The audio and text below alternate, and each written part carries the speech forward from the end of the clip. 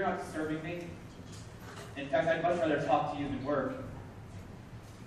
Yet here I am, day after day, consumed with one thought. I must write. I must write. I must write. This is my study, the room in which I do my writing. I built it myself, actually. Cut all the logs, fit the timber, made a terrible mess of it. I do my writing over here, at the side of the room, because the desk is directly underneath a hole in the ceiling, and I can't move the desk because it covers up another hole in the floor. And the floor is built to the side of a hill. So in heavy rains, it tends to slide down. In fact, many of the days I've stood at my window and passed my neighbors in the street. But still, I'm happy here. Although I don't get enough visitors to suit me. People tend to shy away from writers. They assume we're always busy thinking. Not true. But even my dear sweet mother tiptoes up the stairs and leaves my food outside the door as not to disturb me. I haven't had a hot meal in years. But I've done a good deal of writing up here too. Perhaps too much. Sometimes I look out my window and I think that my life is passing me by at a furious rate. And I ask myself, what forces it that drives me to write so incessantly, day after day, page after page, story after story? Well, the answer is quite simple. I have no choice. I'm a writer. Sometimes I think I might be mad. Oh, I'm quite harmless. Though I do admit to fits of wandering. Often in a conversation, I hear nothing and see only a silent moving of lips and respond with a meaningless, yes, yes, of course.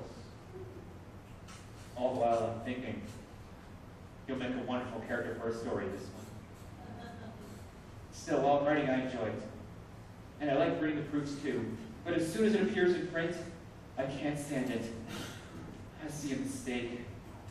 Something's wrong, and it ought to have never been written. And I am miserable. But then the public reads it. Yes, charming, clever, but a far cry from Tolstoy. Or a fine thing, but Turgenev's Fathers and Sons was better. And so will be to my dying day. Charming and clever, charming and clever. Nothing more.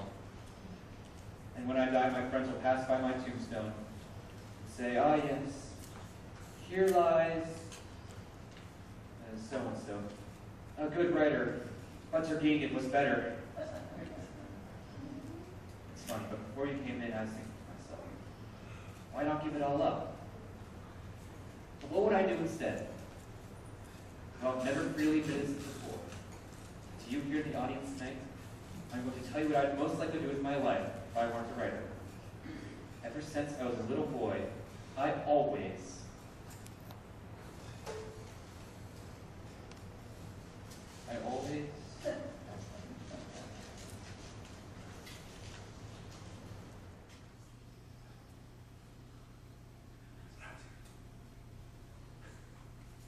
Oh, I'm sorry.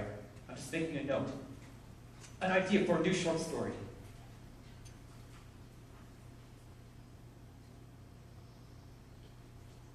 I'm sorry. What were we talking about? No matter. My thoughts are consumed with this new story.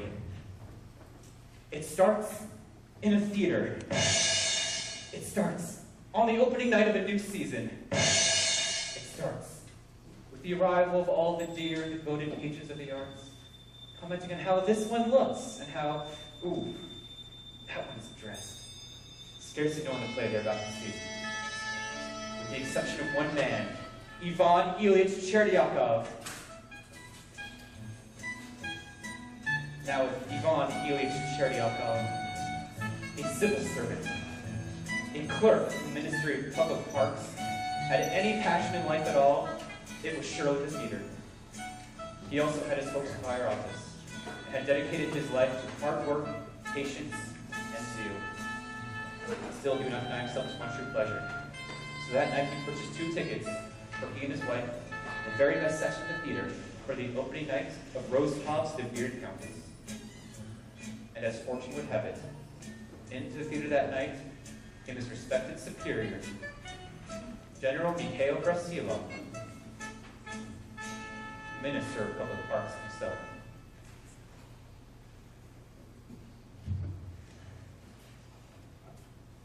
Good evening, General. What? Oh, yes. Good evening.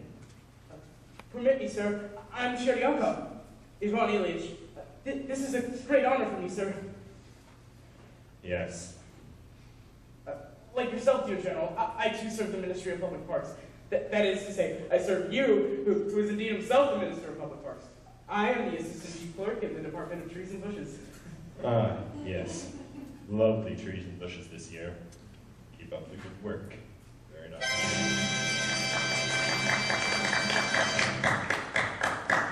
My wife would like very much to say hello, General. This is she, my wife, Madame Sheryakov. How do you do? My pleasure. Oh, my pleasure, General. How do you do? Madame Brasilov, my wife, Madame Sheryakov. How do you do, Madame Brasilov? How do you do? I just had the pleasure of meeting your husband. And I am my wife's husband. How do you do, Madame Brasilov? Sorry. Terribly sorry. I hope you enjoy the play, sir. I will, if I can watch it. Feeling quite pleased with himself for making the most of such a golden opportunity, Cherdyakov sat back to enjoy the Bearded Countess. He and the general were no longer strangers. In fact, they had become, if you were to be generous about the matter, familiar with each other.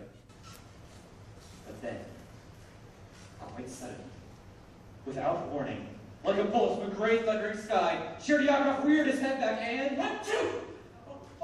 Oh my goodness. I'm so sorry, sir. I'm so terribly sorry. Never mind. It's all right. All right. How can it be all right? It was unforgivable. Permit me to rub your neck, sir. Leave it be. It's all right, I say. You make too much of the matter. Let it rest. But how can I let it rest? It was an accident, I assure you, but it's disgusting. Shh. I'm sorry. My apologies. The thing is, Your Excellency, it came completely without warning. It was out of my nose before I could stifle it. Hush. It's not a cold, if that's what you're wondering. Probably just a particle of dust in the nostril. But try as he might, Cherdyakov could not put it out of his mind. The sneeze, no more than an innocent anatomical accident, grew out of all proportions in his mind until it resembled the angry roar of a cannon aimed squarely at the enemy camp. Cherdyakov played the incident back in his mind, slowing the procedure down, to review it again, in horror, the infamous deed.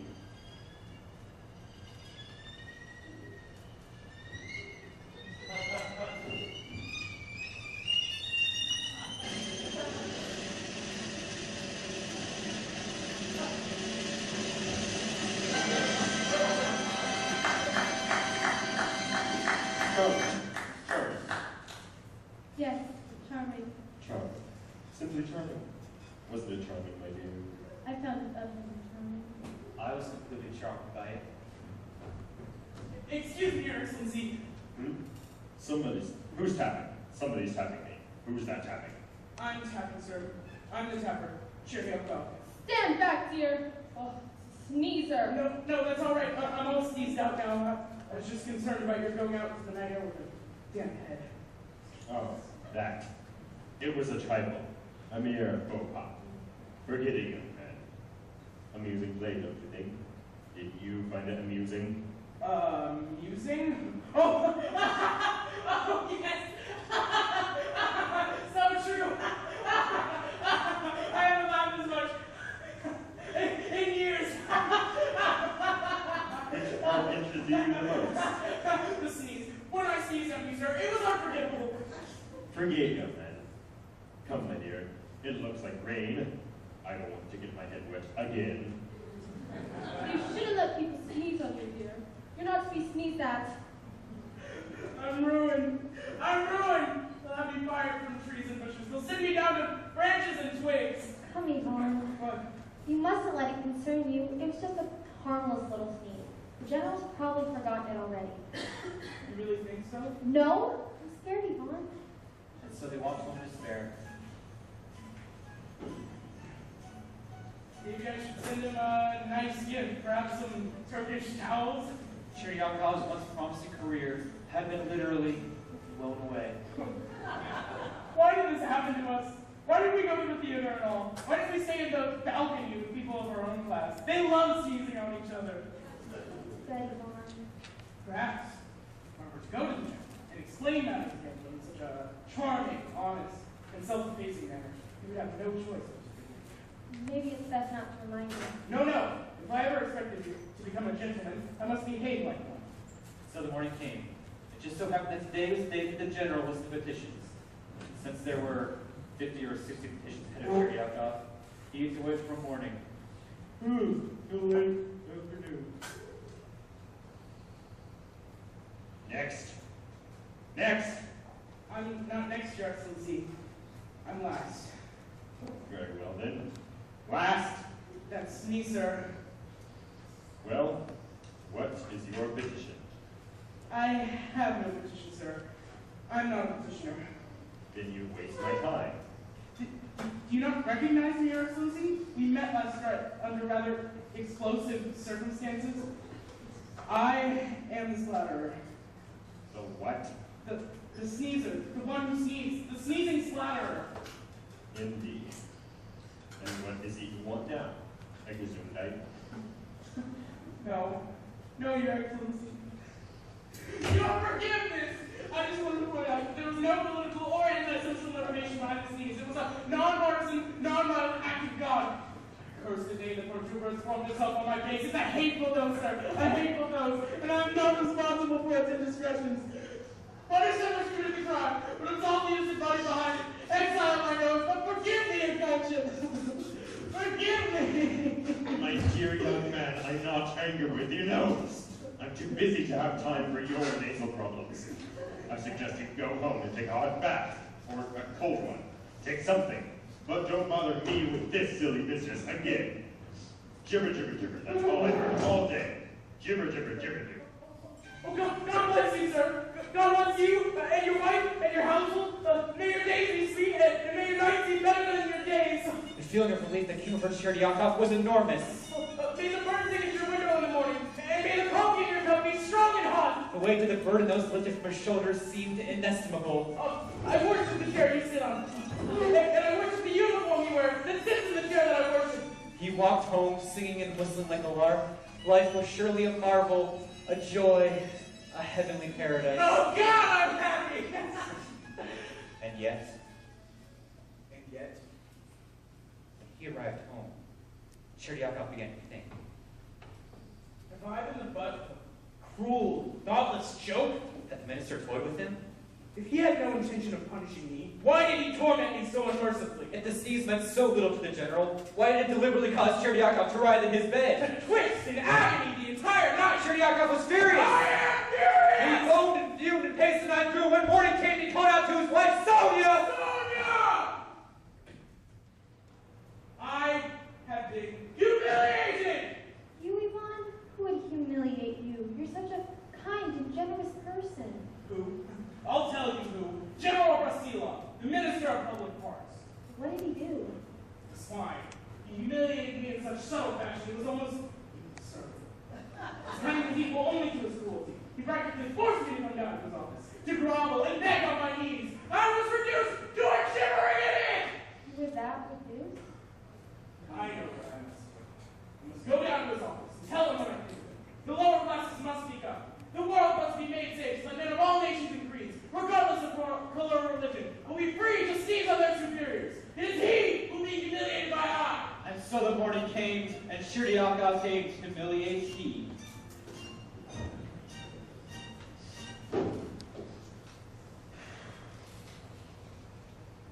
Next. Last.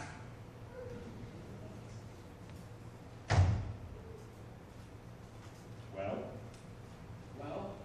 Well, you say? Do you not recognize me, Your Excellency?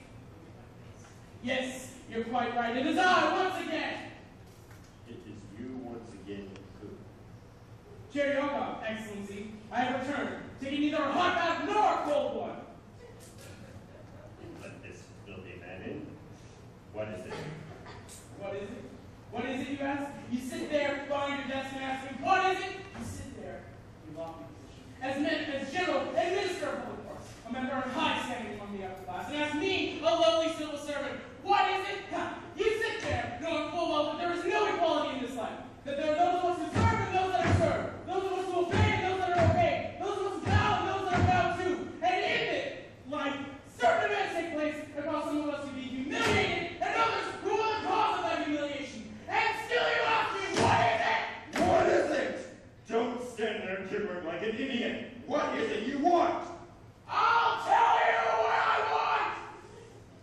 I wasn't your mom that to get 15 I wasn't sure I made it clear. It was an accident, I understand you.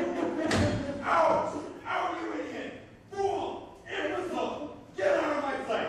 I never want to see you again! If you ever cross my line of sight again, I'll have you exiled forever! What's your name? Jerry, You Jew spinner! You maggot! You're insect! You are lower than an insect! You are the second cousin to a cockroach! The son-in-law of a pet dog! You are the nephew of a ringworm! You are nothing! Nothing, you hear me? Nothing! Ah! At that very moment, something broke loose inside of Cheryakov. Something so basic, so vital, so organic. The damage that was done seemed irreparable. The matter was over. For once, for all, forever. What happened next was quite simple. Cheryakov arrived home, took off his coat, lay down on the sofa, and died.